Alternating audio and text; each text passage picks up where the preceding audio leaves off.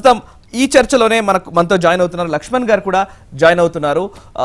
ఒకసారి జేడి ప్రసాద్ గారు, ఇంతకుముందు మనం మాట్లాడుతున్న అంశంలో రాజ్యాంగ విరుద్ధం, అసలు దళిత క్రైస్తవం అనే మాటనే లేదు అనేది ఇప్పటి వరకు మాట్లాడాం.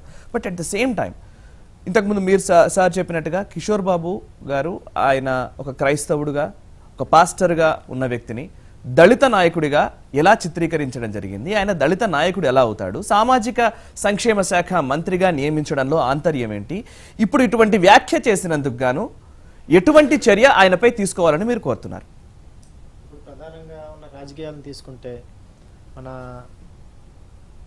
ఏపీలో కానివ్వండి, తెలంగాణలో కానివ్వండి, ఓటు రాజకీయం కోసం వీళ్ళు చేసే రాజకీయం ఎలా ఉందంటే, దళిత క్రైస్తవులు అనే పదం రాజ్యాంగ విరుద్ధం అయినప్పటికీ దళిత క్రైస్తవులు అనే విషయాన్ని తెర మీదకి తీసుకొచ్చి ఈ రావెల కిషోర్ బాబు గారు కానివ్వండి, తర్వాత అలాగే మాకు ఏపీలో మన Nimmakayala Chinarajappa deputy CM home minister, వీళ్ళుగా తర్వాత కార్యం శివాజీ, ఇటువంటి వాళ్ళందరూ కూడా దళిత క్రైస్తవులకు ఎస్సీ హోదా కల్పిస్తానని చెప్పేసి వీళ్ళు చెప్పడం జరిగింది. కానీ దీన్ని మేము పూర్తిగా ఖండిస్తున్నాం. దళిత క్రైస్తవులకు ఎస్సీ హోదా కల్పించడానికి అసలు వీళ్ళు సాంఘిక సంక్షేమ శాఖలో కొనసాగడానికి అర్హుడా? ఈ రావెల కిషోర్ బాబు కానీ, తర్వాత ఈ దళితులుగా రిజర్వేషన్లు అనుభవిస్తూ రాజకీయాల్లో ఎంపీలుగా కొనసాగుతున్న వాళ్ళు కానీ, ఇదివరకే మన ఏపీ తెలంగాణ కలిసి ఉండగా ఒక ఎంపీ మీద కేసు వేయడం కూడా జరిగింది తెలంగాణ నుండి. మన హర్ష్ కుమార్ గారి మీద కేసు వేయడం జరిగింది. ఆయన క్రైస్తవుడు అని అందరికీ తెలుసు, కానీ ఎవరు ఖండించరు. ఈరోజు ఈ తెలంగాణలో కూడా కొంతమంది కేసులు పెట్టారు. అలాగే సుప్రీంకోర్టు, హైకోర్టు కూడా తీర్పిచ్చింది 1977, 1986. కిషోర్ బాబు విషయంలో ముఖ్యమంత్రి ఎలా స్పందించాలంటారు? ముఖ్యమంత్రి గారు స్పందించడం అంటే, ఇప్పుడు కిషోర్ బాబు గారి విషయంలో ఇమీడియట్గా బర్తరఫ్ చేయాలి. ఇమీడియట్గా బర్తరఫ్ చేసి అతనిపై ఎస్సీ ఎస్టీ అట్రాసిటీ కేసు పెట్టాలి. మొట్టమొదటి అతను ఎస్సీ కాదు, క్రైస్తవుడు, ఫాస్టర్ అని చెప్పేసి అంటున్నారు. ఎస్సీ ఎస్టీ అట్రాసిటీ కేసు పెట్టాలి. అలాగే 1993 నకిలీ కుల ధృవీకరణ పత్ర చట్టం అని చెప్పేసి సెక్షన్ 16(10) అమల్లో ఉంది. అమల్లో ఉన్న చట్టాన్ని వెలికి తీసుకొచ్చి ఆ చట్ట ప్రకారం అతను శిక్షించాలి. ఓకే, మీరేం చెప్తారు అర్మం గారు? చంద్రబాబు గారికి విజ్ఞప్తి ఏంటంటే, సాయి గారు, రావెల కిషోర్ బాబు గారు మాట్లాడారా, చినరాజప్ప గారు మాట్లాడారా, లేకపోతే కారం శివాజీ గారు మాట్లాడారా అనే కాన్సెప్ట్ అనేది కాదు కానండి. మనకి ఈ దేశంలో కానీ ఈ రాష్ట్రంలో కానీ నాయకులు కరువు కాదండి. ఉన్న వాళ్ళని పట్టుకుని రాజకీయంగా కులమతాలు చిచ్చులు పెట్టి ఏదో చేయడం కన్నా వాళ్ళని పక్కన పెట్టండి. ఇంకా మీకు చాలామంది నాయకులు ఉన్నారు. చంద్రబాబు గారు ఈవేళ ఎస్సీలుగా గుర్తించిన అంబేద్కర్ని, మమ్మల్ని కాదు మీరు కించపరిచేది, అంబేద్కర్ని, రాజ్యాంగాన్ని. ఈ రాష్ట్రంలో మీరు మీకున్నంత స్థాయిని దిగజార్చుకుంటున్నారు. ఈరోజు మీరు ముఖ్యమంత్రిగా అనుకుంటున్నారేమో, మేము కావాలనుకుంటే మా దళితులందరూ ఏకమవుతే మిమ్మల్ని పీఠం కాదు, గద్ది కాదు, ఏదైనా చేయగలుగుతాం మేమందరం. కాకపోతే ఈరోజు మీకు ఒక అవకాశం ఇచ్చాం, మీకు ఒక మ్యాండేట్ ఇచ్చాం 5 years. దాన్ని వాడుకోండి. ప్రజల కోసం, ప్రజల చేత ఎన్నుకోబడ్డ నాయకులారా, మీ అందరికీ విజ్ఞప్తి ఇదే, దళితుల జోలికి రావద్దు, దళితుల పట్ల నీచంగా ప్రవర్తించొద్దు. ఈవేళ క్రైస్తవులు అనేవాళ్ళు మన దేశం కాదు, మన మతం కాదు, అయినా మీరు వాళ్ళ పట్ల ఎందుకు శాంతిని లేకపోతే ఇంకొకటి చూపిస్తున్నారు, జాలిని ఎందుకు చూపిస్తున్నారు? కాకపోతే వీళ్ళు క్రైస్తవులు ఎవరు? ముందుగా మన మూలాలు చూసుకుంటే, 1 second సాయి గారు, క్రైస్తవులు ఎవరో కూడా క్రైస్తవులు కాదండి. ముందుగా హిందువులే, వాళ్ళ పూర్వీకులందరూ కూడా హిందువులే. వాళ్ళ మతాలకి ప్రలోభ పెట్టడానికి కారణం ఏంటంటే అండి, ఆరోగ్యం బాగోలేదనో, మీరు చచ్చిపోతే ఆరోగ్యం బాగుంటుందని చెప్పడం, ఇవన్నీ కూడా ట్రాస్ అండి. క్రైస్తవులు ఎవరో నమ్మొద్దు. మనకి రాజ్యాంగం హక్కు కల్పించింది, మీకు చదువుకోవాలంటే విద్య కోసం స్కాలర్షిప్ ఇచ్చింది, చదువుకోండి, ఉన్నత స్థాయికి వెళ్ళండి. అంతేగాని ఈ మతాలను తీసుకొచ్చి మన జాతీయ సంపదను కొల్లగొట్టద్దు. రైట్. కొంతమంది కాలర్స్ కూడా ఈ అంశం పట్ల మాట్లాడడానికి ఫోన్ లైన్లకు మనకు చాలా మంది కాల్స్ చేస్తూ ఉన్నారు. ప్రస్తుతం ఒక ఫోన్ లైన్ లో ఉన్నారు, ఖమ్మం నుంచి రామచంద్ర గారు ఫోన్ లైన్ లో ఉన్నారు. రామచంద్ర గారు, మీ అభిప్రాయం చెప్పండి. Sir good evening sir. Good evening అండి, చెప్పండి సార్. ఇక్కడ మాట్లాడటానికి వచ్చిన అందరికి జై భీమ్. బ్రదర్స్, మీ అందరికి ఒకసారి జై భీమ్. జై భీమ్. అంబేద్కర్ ఆలోచనలు, అంబేద్కర్ ఆశయాలను ముందుకు తీసుకుపోవడానికి పనిచేస్తున్న, ఆల్రెడీ పనిలో ఉన్న వాళ్ళందరికీ కృతజ్ఞతలండి. నమస్కారం. సారీ, నమస్కారం అన్నందుకు తప్పు. జై భీమ్ అందరికి. ఓకే. విషయం ఏంటంటే, క్రైస్తవులకు రిజర్వేషన్ కల్పించడం అనేది ఒక పాయింట్, అది పాయింట్ ఆఫ్ వ్యూలో క్రైస్తవులకు సపరేట్ గా రిజర్వేషన్ కల్పించడం కోసం పోరాటం చేయటం మంచిదే. కానీ జరిగిన తప్పిదం గతంలో ఇప్పటికి కూడా అదే తప్పు జరుగుతుంది. భారతరత్న బాబాసాహెబ్ అంబేద్కర్ కల్పించిన రాజ్యాంగబద్ధంగా కల్పించిన హక్కులను, రిజర్వేషన్స్ ను యేసు ప్రభు ఎంజాయ్ చేస్తున్నాడు. ఓకే, నా అర్థం ఏంటంటే యేసు ప్రభు భక్తులు ఇంకా దాన్ని అనుభవిస్తా ఉన్నారు. క్రిస్టియన్స్ అంబేద్కర్ ని పట్టించుకునే నాదులు లేడు. ఈ రోజు యేసు ప్రభు మా జీవితాలను బాగు చేశాడని చెప్పేసి చెప్పుకుంటా ఉన్న పరిస్థితి ఉంది.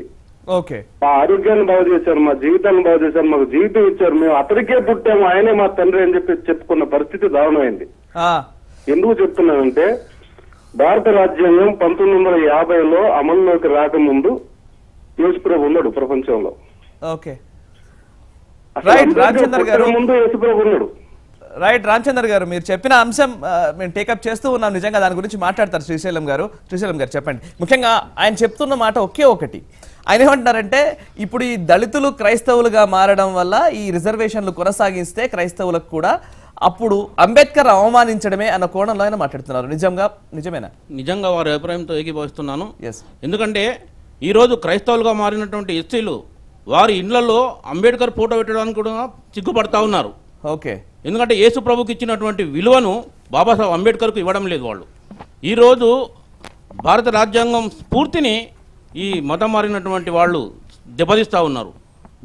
బోగస్ సర్టిఫికెట్లు, ఎస్సీ సర్టిఫికెట్లు తీసుకొని నిజమైన ఎస్సీల హక్కులు కొల్లగొట్టడమే కాకుండా ఈ యొక్క నీతి లేకుండా, సిగ్గు లేకుండా ఎస్సీ రిజర్వేషన్ అనుభవిస్తూ బాబాసాహెబ్ పుణ్యాన వాళ్ళు ఈరోజు సర్పంచులుగా, ఎమ్మెల్యేలుగా, ఎంపీలుగా, ఆఖరికి దళిత సంఘాల నాయకులుగా కూడా పనిచేస్తూ ఈరోజు ఈ యొక్క రిజర్వేషన్ ఫలాలు పొందుతూ బాబాసాహెబ్ అంబేద్కర్ ఫోటో కూడా పెట్టుకోవడానికి సిగ్గుపడతా ఉన్న ఈ నేపథ్యంలో వారికి ఎస్సీ రిజర్వేషన్ అడిగే హక్కు లేదు, వారికి అర్హత కూడా లేదని చెప్పి సందర్భంగా నేను చెప్తా ఉన్నాను.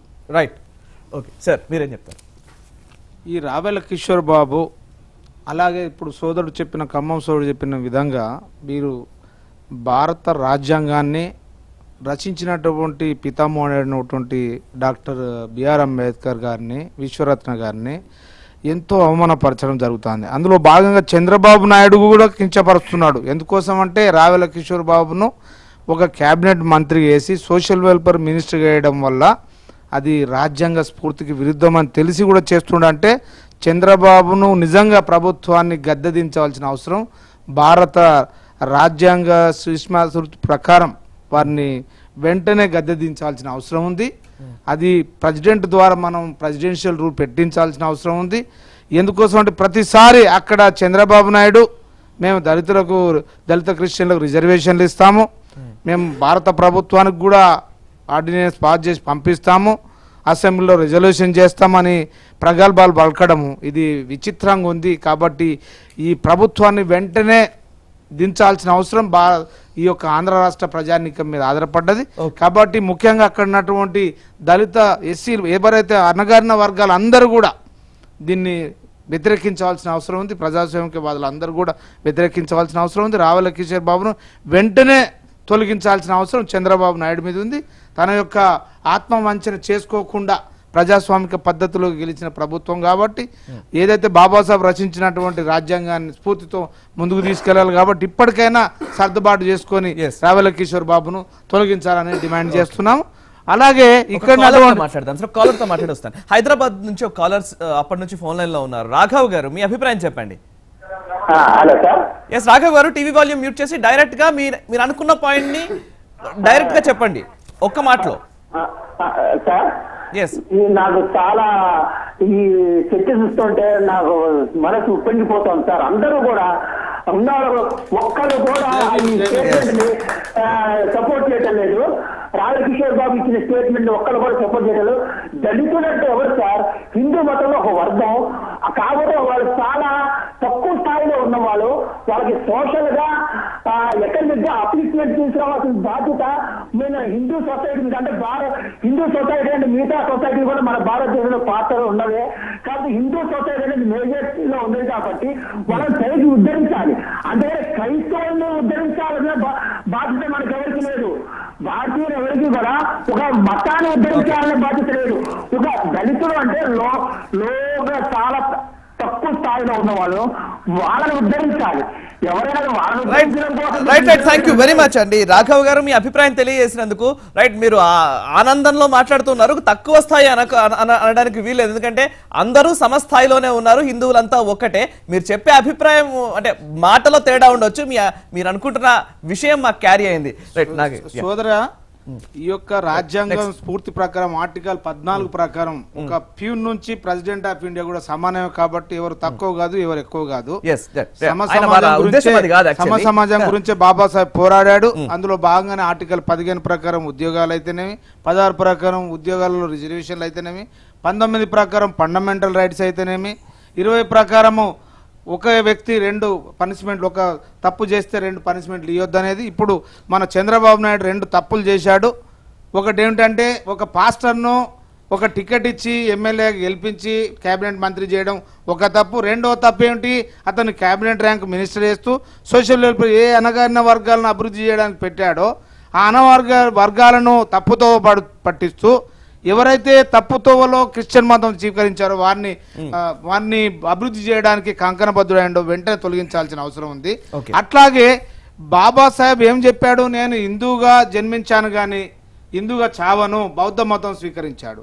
కాబట్టి ఈ యొక్క రాజ్యాంగ స్ఫూర్తికి విరుద్ధమైనటువంటి చంద్రబాబు నాయుడు అతని యొక్క విగ్రహాన్ని, ఏదో 500 ఫీట్ల విగ్రహాన్ని నేను నెలకొల్పుతాను, స్ఫూర్తిని కొనసాగించేది విధానం ఇది కాదు.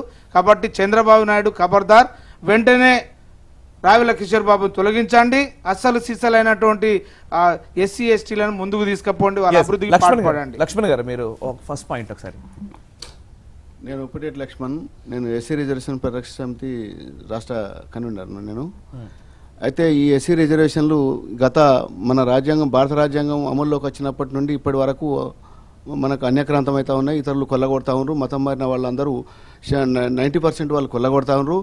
అసలు 1932లో భారత రాజ్యాంగం మన బాబాసాహెబ్ అంబేద్కర్ గారు మన అంటరాని కులాలను గుర్తించి ఎవరైతే దేవాలయం ప్రవేశం లేని ఏవైతే కులాలు ఉన్నాయో ఆ కులాలకు మాత్రమే వర్తింపజేస్తూ బౌద్ధ మతం, జైన మతం, సిక్కు మతం, హిందూ కులాలతో భాగమైన కులాలకు మాత్రమే, ఈ వివక్షతకు గురైనటువంటి అంటరాని కులాలు మాత్రమే రిజర్వేషన్లు వర్తించేటట్లు అనుభవించాలి. వాళ్ళు ఆర్థికంగా, సాంఘికంగా వాళ్ళు బాగుపడాలి, వాళ్ళను బాగు చేయాలి, ఆ అంశం నుండి వాళ్ళని బాగు చేయాలని, సమానత్వం తీసుకురావాలన్నటువంటి అంశంతో ఈ రాజ్యాంగంలో పొందపరిచి ఈ హక్కులు కల్పించారు. కానీ మతం మారిన క్రైస్తవుల కోసం కాదు. మతం మారిన క్రైస్తవులారా, మతం మారిన మంత్రులారా, మతం తీసుకొని కూడా మీరు విద్యావంతులు అయింటి కూడా ఐఏఎస్ అయిపోయిన ఐపీఎస్లు అయింటి కూడా మీరు ఇలా ఎస్సీ రిజర్వేషన్ కోటానికి వెళ్తారు. మీరు అవసరమైతే మీరు జనరల్ కూడా గెలిచే సత్తా ఉండి కూడా మీరు కోట్లాది రూపాయలు సంపాదించి కూడా మీరు గరీబోళ్ళ కోసం, ఒక బీదవాళ్ల కోసం కేటాయించినటువంటి రిజర్వేషన్లు మీరు కొల్లగొట్టడం సిగ్గుచేటు. మీకు సిగ్గు అనిపించట్లేదా? ఈ స్టేజ్ పక్షాన ఈ ధర్మపీఠం ప్రోగ్రాం తరఫున మేము మిమ్మల్ని హెచ్చరిక చేస్తా ఉన్నాం. ఈ భారత్ స్టూడియో తరఫున మేము వీళ్ళకు ధన్యవాదాలు తెలియజేస్తున్నాం. మా మిత్రులందరికీ ఈ సందర్భంగా జైములు తెలియజేస్తున్నాం. ఆది నుండి ఆకాశం మోగది, అనాది నుండి తల్లి ధరణి మోగది, నడుమ వచ్చి ఉరుముతాయి మబ్బులు, ఈ నడుమంత్ర మనుషులకి ఈ మాటలు. నిజంగా క్రిస్టియన్లు ఎవరు, నిజమైన క్రిస్టియన్ ఎవరు రిజర్వేషన్లు అడగలేదు. మతం మారిన క్రిస్టియన్స్ అందరూ దళిత అనే వర్డును తగిలించుకొని ఎస్సీ నిజమైన హిందూ దళితుల నోటి కోడి కూడును తీసుకొచ్చే పని ఏదైతే చేస్తున్నారో అది చాలా దారుణం. రావల్ కిషోర్ గారికి ఒకసారి బైబిల్ గురించి నేను చెప్తాను.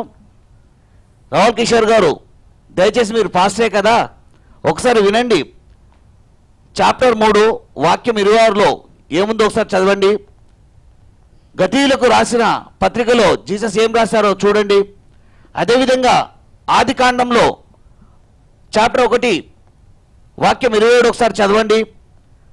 రోమేకు రాసిన పత్రికలో ఓకే ఈ విధంగా, అంటే యాక్చువల్లీ ఇప్పుడు ఒక నిమిషం సార్, ముఖ్యంగా అందులో బైబిల్లో ఏముందో కంటే కూడా ప్రస్తుతం మన రాజ్యాంగాన్నే పట్టించుకునే పరిస్థితి లేదు కదా, దీని విషయంలో ఏం చెప్తారు మీరు? ప్రస్తుతం రాజ్యాంగాన్ని అమలు పరిచే విధంగా చర్యలు తీసుకునే విధంగా ఇప్పుడు కిషోర్ బాబు మీద చర్య తీసుకోవాలని మీరు అంటున్నారు. దళితుల్లో ఎటువంటి చైతన్యం రావాలి? దళితులు ముందుగానే భయాన్ని, తర్వాత ఆకలిని విడనాడాలి. ఆకలి అంటూ ఒకటి ఉంది, తర్వాత భయం అనేది వాళ్ళు వెనుక ఉంది. కానీ డాక్టర్ బిఆర్ అంబేద్కర్ గారు మనకిచ్చిన రాజ్యాంగ స్ఫూర్తితో కలియుగంలో కల్కి భగవాన్ అవతారం ఎవరు ఉన్నారంటే అతను డాక్టర్ బిఆర్ అంబేద్కర్ గారు, మరి ఇంకెవరు లేరు. కాబట్టి ఈసారి రావుల్ కిషోర్ గారిని ఎస్సీ ఎస్టీ యాక్ట్ కింద ఆయనపై చర్య తీసుకోవడం కాకుండా భూమి తల వరకు భూమిలోతు వరకు ఆయన పాతిపెట్టి రాళ్లతో కొట్టినా కానీ ఎలాంటిగా ఆయన క్షమించే అర్హత లేకుండా రాళ్లతో కొట్టడమే ఉచితమైన చర్యగా నేను భావిస్తున్నాను. ఓకే, సార్ ఆర్ముగం గారు, హిందువుల్లోనే ఒక చీలిక తెచ్చే ప్రయత్నం ఏమైనా జరుగుతుంది అనుకోవాలా? ఇది ఒక కుట్రపూరితమైన చర్యలుగా మనం భావించాల్సి ఉంటుందా? క్షేత్రస్థాయిలో పరిస్థితి ఏంటి? సాయి గారు, నిజంగా హిందువుల్లో చీలిక తెచ్చే ప్రయత్నం అండి ఇదంతా. మన రాజ్యాంగ ప్రకారంగా అయితే మనందరూ రాజ్యాంగంగా నడుచుకోవాలి. కానీ మన హిందువులందరూ రాజ్యాంగాన్ని అనుసరిస్తూ నడుస్తున్నాం. క్రైస్తవుల మట్టుకి బైబిల్ ఆధారంగా నడుస్తున్నారు. బైబిల్ ఏం చెప్తే అది చేస్తున్నారు. మనకి రాజ్యాంగం అంటూ ఒకటి ఉన్నప్పుడు రాజ్యాంగం ప్రకారంగా నడుచుకోవాల్సిన ప్రతి మనిషి కూడా మతాలను ముడిపెట్టుకుని నడుచుకున్నారు. అది మరీ ఘోరం. దానికి సపోర్ట్ చేసే రాజకీయ నాయకులు మరీ విద్వేషంగా ఉన్నారు. మేము చెప్పేది ఏంటంటే అండి, ఈరోజు ప్రతి క్రైస్తవ సోదరులకి చెప్పేది, మీరు మతం అనే పెట్టుకోవద్దు. మనందరం హిందువులం, మనందరం బంధువులం. మన ఒకరికొకరికి ఏం జరిగినా మనందరం కలిసి కాయకష్టం చేసుకోవాల్సిన వాళ్ళం. మనకి ఈ కులమత భేదాలు లేకుండా ఈ భారతదేశంలో, ఈ రాష్ట్రంలో, మన గ్రామంలో కలిసికట్టుగా బ్రతుకుతాం. అంతే అని నేను చెప్పేది. Okay, right. అయితే క్రైస్తవులకి కులంతో సంబంధం ఏంటి అసలు? రెడ్డి క్రిస్టియన్లని లేకపోతే కమ్మ క్రిస్టియన్లని ఇలా ఒక కులానికి సంబంధించిన చర్చలు కూడా విడివిడిగా ఉంటాయని వింటున్నా, నిజమేనా ఇది? అవునండి. అయితే సాయి గారు, విషయం ఏంటంటే ఈ దేశం లోపల ప్రధానంగా కులానికి ఎక్కువ ప్రాధాన్యత ఉందండి. అయితే చాలా మంది ఈరోజు ఈ అగ్రవర్ణాలకు సంబంధించినటువంటి అగ్ర కులాలకు సంబంధించినటువంటి వాళ్ళు కూడా చాలా మంది క్రిస్టియానిటీ తీసుకున్నారండి. అయితే వాళ్ళు ఇక్కడ హిందూ మతంలో వాళ్ళు ఎలాగైతే డామినేటింగ్గా బతుకుతున్నారో అలాగే ఇలాంటి సిచ్యువేషన్ అక్కడ కూడా ఇప్పుడు మనకు కొనసాగుతున్నటువంటి పరిస్థితి ఉంది. ఎక్కడైతే దళితులు ఇక్కడ ఎట్లయితే అధ్వానమైనటువంటి పరిస్థితుల్లో ఉన్నారో ఈనాటికి కూడా క్రైస్తవ మతం పుచ్చుకున్న తర్వాత కూడా ఆల్రెడీ హిందుత్వంలో చాలా, ఎందుకంటే చదువుకు నోచుకోక, అభివృద్ధికి నోచుకోక, నాగరికతకు నోచుకోక చాలామంది దళితులు ఈరోజు వాళ్ళు పెట్టినటువంటి ప్రలోభాలకు గురవుతూ వాళ్ళు కొన్ని హిప్నాటిజం చేస్తారండి. అసలు ఎక్కడైనా ఒక చిన్న మాట, ఎక్కడైనా కళ్ళు లేని వాళ్ళకు కళ్ళు వస్తాయా ఇట్లా అంటే అది నేను చాలా విడ్డూరం అండి. అసలు నిజంగా చాలా సిగ్గుచేట అది.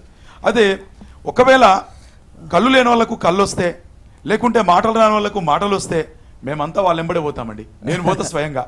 చాలా మంది ఉన్నారు నా ఎంబడి, కళ్ళు లేనటువంటి కాళ్ళు లేనటువంటి వాళ్ళందరూ లైన్ లో పెడతాం. మరి ఇట్లా అంటే కళ్ళు రావాలి, కాళ్ళు చేతులు రావాలి, అట్లయితే పోతాం. అయితే హాస్పిటల్లో అవసరం లేదండి.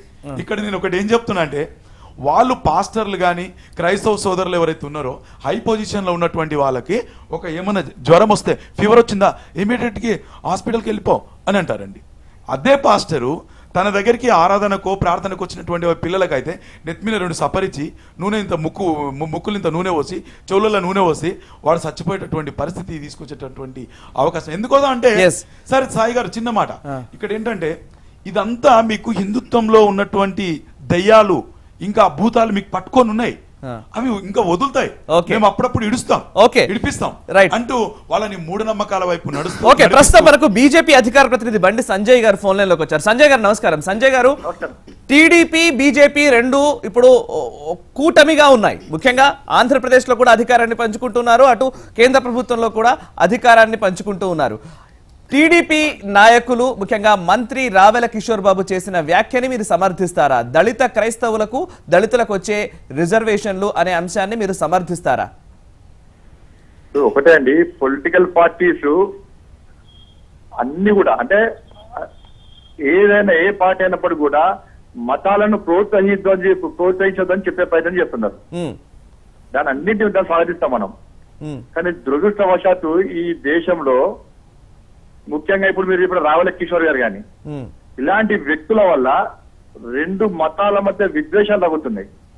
వాళ్ళు ఏ విధంగా ఇస్తారండి? ఇవాళ ఇదే రావుల కిషోర్ గారు ఇప్పుడు డిసెంబర్ 25 అండి, క్రిస్టమస్ సందర్భంగా అనేక ప్రాంతాల్లో ముఖ్యంగా రాయలసీమ ప్రాంతాల్లో కూటముల పేరుతోని ఇవాళ అనేక మంది పూర్తిగా హిందూ సమాజాన్ని చీల్చి ఒక వేదికగా భావించి వాళ్ళ మత మార్పులా పాల్పడితే లౌకికవాదులు ఇవాళ కరీంనగర్ లో అండి, కరీంనగర్ నుంచి మాట్లాడుతున్నాండి, కరీంనగర్ లో నిన్నగాక మొన్న క్రైస్తవ మత ప్రచారం చేస్తూ భగవద్గీతకు వ్యతిరేకంగా ప్రచారం చేస్తే దాని వద్దు అనేందుకు కార్యకర్తలు అరెస్ట్ చేస్తారు.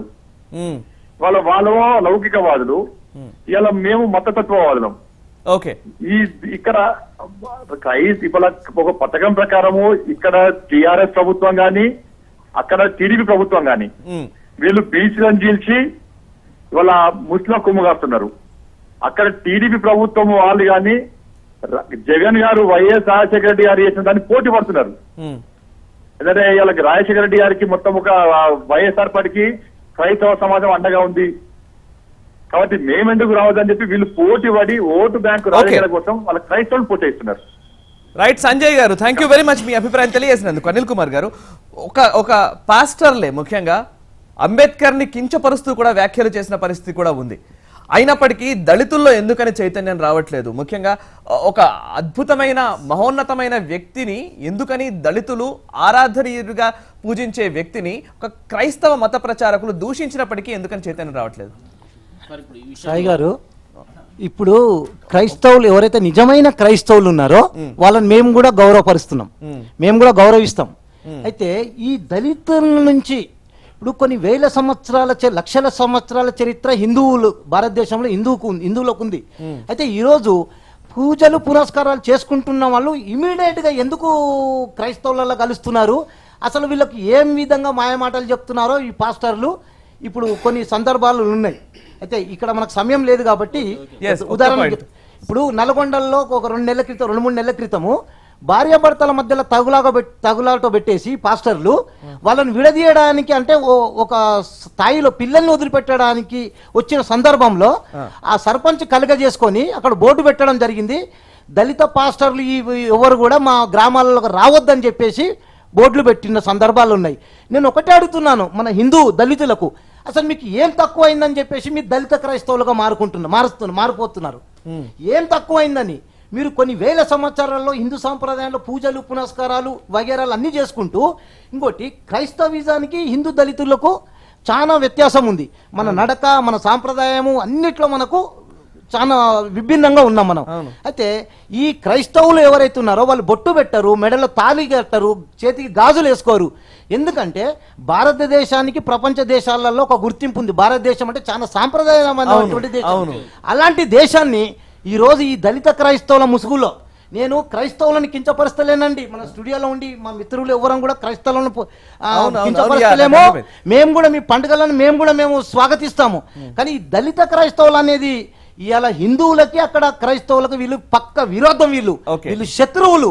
కాబట్టి ఈ కుట్రను ఎలా ఛేదించాలంటారు? ముఖ్యంగా ఇప్పుడు మీరు సాయి గారు మీరు చెప్పినట్లు ఈ పాస్టర్ పిడి సుందర్రావు అని చెప్పే వ్యక్తి తూర్పుగోదావరి జిల్లా నుంచి 2013లో బాబాసాహెబ్ అంబేద్కర్కి తెలివి లేదు, తలకాయ లేదు, భారత రాజ్యాంగం ఈ మాత్రం రాజ్యాంగం నేను కూడా రాయగలను, ఈ ఒక భారతదేశంలో 3 రంగుల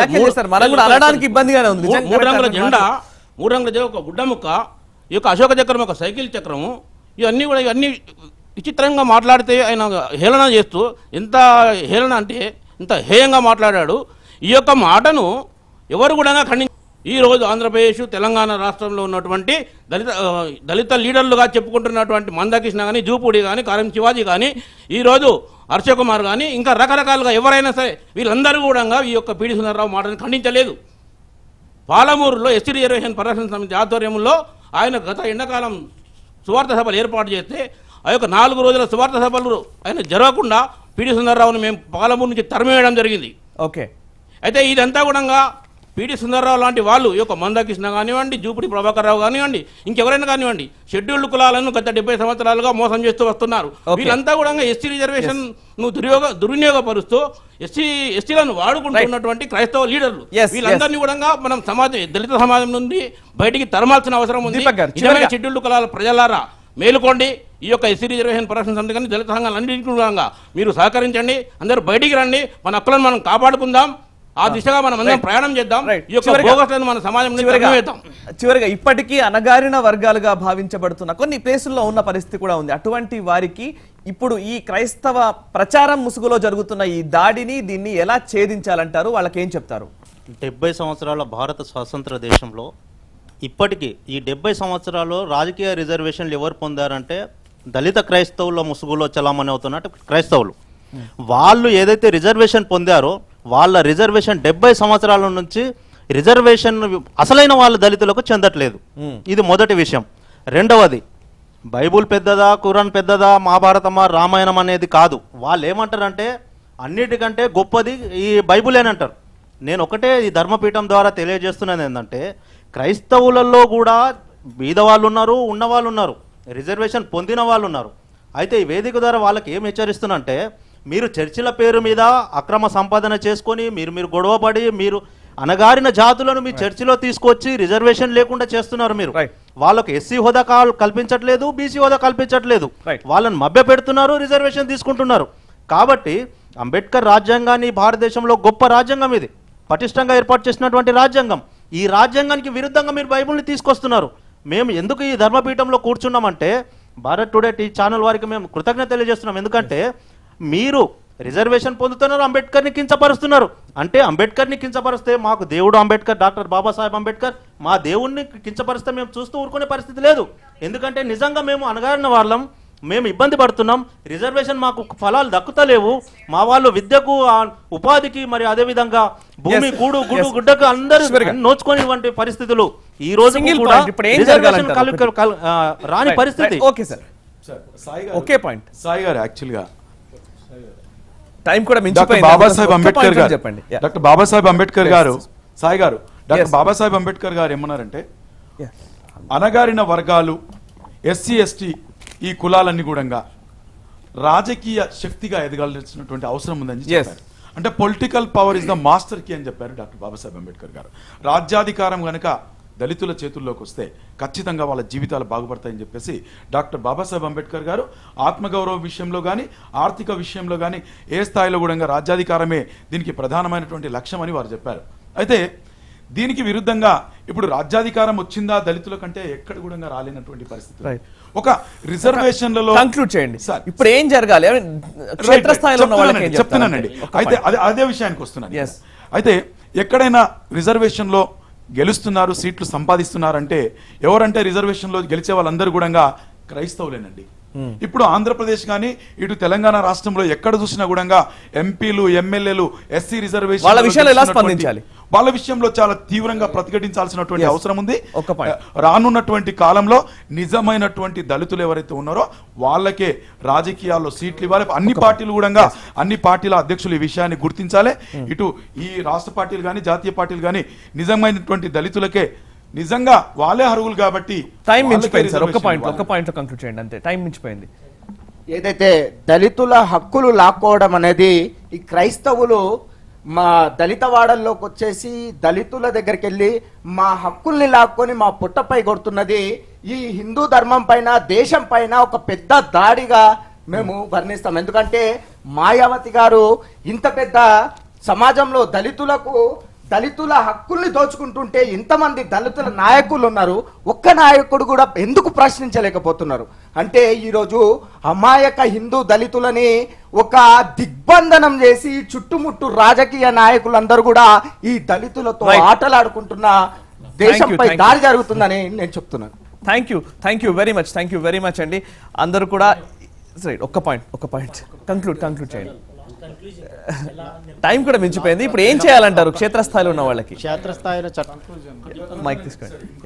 చట్ట ప్రకారం రెవెన్యూ సిబ్బందిని అలర్ట్ చేసి ఇప్పుడున్న పరిస్థితుల్లో రెవెన్యూ సిబ్బందిని అలర్ట్ చేసి విఆర్ఓల్ని ఎంఆర్ఓల్ని ఆర్డీఓల్ని అలర్ట్ చేసి ఎమర్జెన్సీగా ఎవరైతే దళిత క్రైస్తవులు అని చెప్పుకుంటున్నారో ఆ దళిత క్రైస్తవులు ఎలా రుజువు చేశారు ఈ నాయకులు, వాడు దళిత క్రైస్తవుడు వీడు దళిత క్రైస్తవుడు అని ఎలా రుజువు చేశారు. ఆ దళిత క్రైస్తవులందరినీ కూడా ఇప్పుడు క్రిస్మస్ కానుకలు అని చెప్పేసి కానుకలు పంచిపెడుతున్నారు. ఈ క్రిస్మస్ కానుకల్లో కంపల్సరీ బీసీసీ సర్టిఫికేట్ ఉన్న వాళ్ళకి మాత్రమే క్రిస్మస్ కానుక ఇవ్వాలి. లేకపోతే క్రిస్మస్ కానుక నేను క్రైస్తవుడిని క్రిస్మస్ కానుక తీసుకుంటానని వచ్చిన వాడికి బీసీసీ సర్టిఫికేట్ ఇప్పించాలి. ఈ రకంగా ఇప్పటి నుంచి ప్రారంభిస్తే రేపు ఉన్నత క్షేత్రస్థాయిలో యుద్ధం ప్రారంభమై నిజమైన దళితులకి రిజర్వేషన్ అవకాశం ఉంది. ఇక్కడ తెలంగాణ రాష్ట్రంలో కేసీఆర్ కూడా 2 లక్షల మందికి గుడ్డలు పంపకం చేస్తామన్నాడు. అక్కడ చంద్రబాబు నాయుడు ఒక 5 లక్షల మందికి గుడ్డలు పంపకం చేద్దామనడం, బహుమతులు ఇద్దామనడం రాజ్యాంగ విరుద్ధం. కాబట్టి మీరు చెప్పినటువంటి విజిలెన్స్ మానిటరింగ్ కమిటీ ప్రతి జిల్లాలో పెట్టాలి, తాలూకా స్థాయిలో కూడా పెట్టాలి వెంటనే. అట్లాగే మన దళిత సంఘాలు సోకాల్డ్ సంఘాలు అన్ని కూడా ఒక వేదిక మీదకి వచ్చి జాయింట్ యాక్షన్ కమిటీ ఏ విధంగా అయితే ఉద్యోగాలకు జీతాలకి ప్రతి దానికి పోరాడుతున్నాయో జాయింట్ యాక్షన్ కమిటీ పెట్టి వెంటనే ఒక రౌండ్ టేబుల్ సమావేశం అతి త్వరలో మనము ప్రెస్ క్లబ్ లో పెట్టుకొని ఒక యాక్షన్ ప్లాన్ ముందుకెళ్తే తప్ప ఈ యొక్క ధర్మయుద్ధం సభలో ఏదైతే మనం కూర్చున్నాం భారత్ స్టూడియోలో ఉన్నాం వీళ్ళందరికీ కూడా మనం ధన్యవాదాలు చెప్పాలి.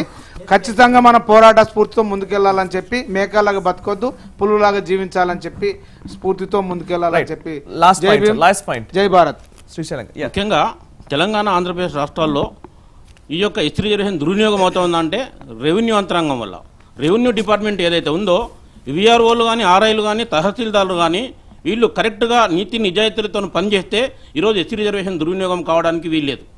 ఈరోజు వీళ్ళు క్యాస్ట్ సర్టిఫికేట్లు ఇష్యూ చేసేటప్పుడు క్షేత్రస్థాయిలో పరిశీలన చేసి ఇంటికి వెళ్ళి వాడు హిందువా క్రైస్తవునిగా మారిండా, ఆ యొక్క వీధిలో చర్చి ఉందా, చర్చి ఉంటే వీళ్ళంతా క్రైస్తవులు చర్చికి వెళ్తున్నారా, ఈ యొక్క పాస్టరు ఆ యొక్క వాళ్ళు బాప్టిజం తీసుకున్నట్లు మీకు లిస్ట్ ఇచ్చాడా, ఇవన్నీ కూడా ఎంక్వైరీ చేసి వీళ్ళకి SC certificate caste certificate issue చేయాల్సిన అవసరం ఉంది. తెలంగాణ కానీ ఆంధ్రప్రదేశ్ రాష్ట్రాలు 2 తెలుగు రాష్ట్రాలు ఈ యొక్క రెవెన్యూ యంత్రాంగం పైన ఖచ్చితంగా రాజ్యాంగం ప్రకారం వీళ్ళు క్రైస్తవులకు ఇచ్చే సర్టిఫికేట్ కూడా సస్పెండ్ చేసి thank you very much Srisailam గారు. అందరికీ కూడా thank you very much sir. Time మించిపోయింది. ఇంకా ఇంకొక సందర్భంలో ఖచ్చితంగా మనం ఎలాబొరేటెడ్ గా ఇంకా అనేక అంశాల పట్ల డిస్కస్ చేద్దాము. ఇక్కడ కిషోర్ బాబు గారు చేసిన స్టేట్మెంట్ కావచ్చు లేదా చంద్రబాబు గారు ఎన్నికల సమయంలో ఇచ్చిన హామీ కావచ్చు, what ever it may be, దళితులు అంటే హిందువులు, క్రైస్తవులు అంటే వేరే మతానికి సంబంధించిన వాళ్ళు, దళితుల్ని క్రైస్తవుల్ని ఒక ఘాటన కట్టి ముఖ్యంగా అణగారిన వర్గాల్ని మోసం చేసే ప్రయత్నం మాత్రం మానుకోవాల్సిందిగా విజ్ఞప్తి చేస్తున్నామనేదే ఇక్కడ ఉన్న ప్రముఖులందరూ చెప్తున్న మాట. దళిత క్రైస్తవం అనే మాటని అందరూ కూడా తీవ్రంగా ఖండిస్తూ ఉన్నారు. క్రైస్తవ మతాచార ప్రకారం ఆ ఆచారాల్ని పాటిస్తూ దళితులకు సంబంధించిన రిజర్వేషన్లను పొందుతున్నారు అనంటే అణగారిన వర్గాలకు అన్యాయం చేయడమేననేది వీరు చెప్తున్న మాట. ఈ వ్యాఖ్యల్ని వెనక్కి తీసుకోవాల్సిన బాధ్యత మంత్రి పైన ఆ నాయకులపైన అందరిపైన కూడా ఖచ్చితంగా ఉంది. ఇటువంటి వ్యాఖ్యలు పునరావృతం కాకూడదు. అటువంటి ప్రయత్నాలు కూడా ఇప్పటితో విరమించుకోవాలనేదే వీరు చెప్తున్న మాట. క్షేత్రస్థాయిలో దళితుల పట్ల ముఖ్యంగా ఇప్పటికీ ఇంకా ఆ అణగారిన వర్గాల పట్ల ఇంకా అంటరాని వారిగా చూసే ప్రక్రియ కొనసాగుతున్న తరుణంలో ఈ ముసుగులో క్రైస్తవులు అక్కడికి ఎంటర్ అయి ముఖ్యంగా ఈ దళితుల్ని క్రైస్తవులుగా మారుస్తూ ఒక కుట్రపూరితంగా హిందువుల్లో చీలక తెచ్చే ప్రయత్నం చేస్తున్నారనేదే వీరు చెప్తున్న అంశం. అటువంటి విషయాల్లో దళితులు జాగ్రత్తగా ఉండాల్సిన అవసరం ఉంది. ఇదే దేశంలో దళితులు ఎన్నో గొప్ప స్థాయి ఉద్యోగాల్లో ఉన్నారు, గొప్ప స్థాయిల్లో రాజకీయ నాయకులు ఉన్నారు. ఉన్నత స్థితిలో దళితుల్ని ఈ భారతదేశంలోనే తీర్చిదిద్దుకోగలిగాం. అటువంటి పరిస్థితి హిందువుల్లో దళితులుగా కొనసాగితే ఖచ్చితంగా మీకు ఉంటుంది. అంతేకాని ఏదో మతాచారం ప్రకారం ఇంకో మతంలోకి వెళ్ళడం వల్ల నాకేదో అద్భుతం జరుగుతుందన్న మాయ నుంచి దళితులందరూ బయటపడాలని కోరుకుంటూ ఈ చర్చను ముగిద్దాం. చూస్తూనే ఉండండి భారత్ టుడే, దేశం కోసం ధర్మం కోసం.